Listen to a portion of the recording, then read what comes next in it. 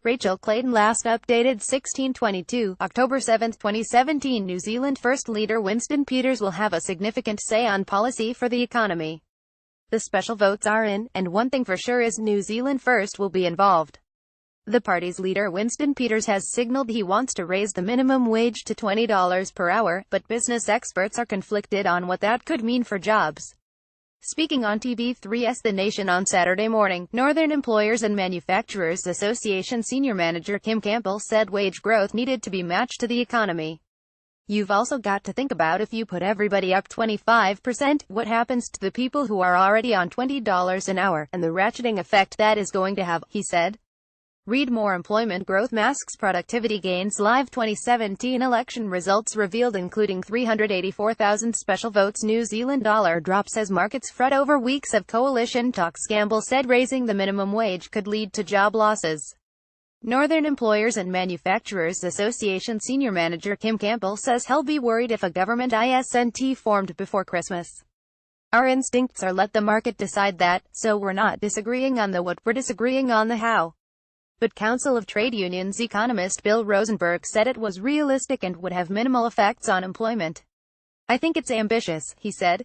Council of Trade Unions economist Bill Rosenberg says raising minimum wage to $20 is an achievable goal.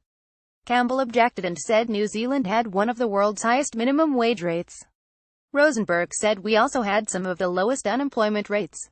I think also the other way to look at rises in wages is that it actually provides an incentive to employers to raise productivity, and one of the big problems that New Zealand has is very poor productivity, Rosenberg said. One of the problems with the minimum wage is that it only affects the people right at the bottom. The next 50% are not getting anything like those wage rises, nothing like what the top 10% are getting.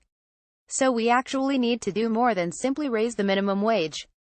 The country's sluggish productivity growth was highlighted in an OECD report into the New Zealand economy in June. According to Wellington economic consultancy Motu, annual productivity growth would have been about 70% higher, averaging 0.24% between 2001 and 2012, instead of 0.14%, were it not for a decline in skills associated with higher employment.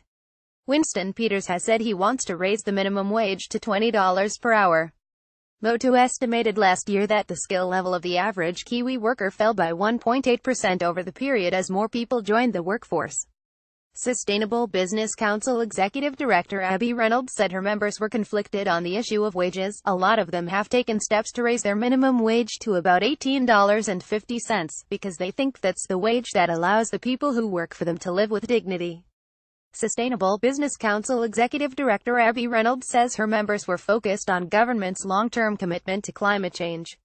Rosenberg speculated over the forecast by ANC chief economist Cameron Bagri, saying New Zealand had reached peak tourism, immigration, and construction. Treasury forecasts always say it's going to fall. It hasn't. I would hate to see it being peak construction, because there's so much more to do there. The threat of automation, he said, was also very rare. We may get firms buying better machines, get better processes, involving workers more in decision-making, so we actually get better processes there. What we need to have accompanying that is much better support from the government to help people through those changes, and we need to have government that actually supports the development of new, high-value industry, taking advantage of opportunities like climate change to actually change the direction of the economy to high value. All three panelists were happy to wait for a government to be formed because they were focused on long-term change. But there was no doubt business would be affected somewhat by New Zealand First policies. Campbell said he liked the party's manufacturing policy and stance on supporting the regions. He's got some ideas there that work. We disagree with the way he wants to go at immigration, Campbell said. Both Winston and National have to curb their most extreme instincts, or they're just not going to find a common ground. Winston tends to be rather more interventionist.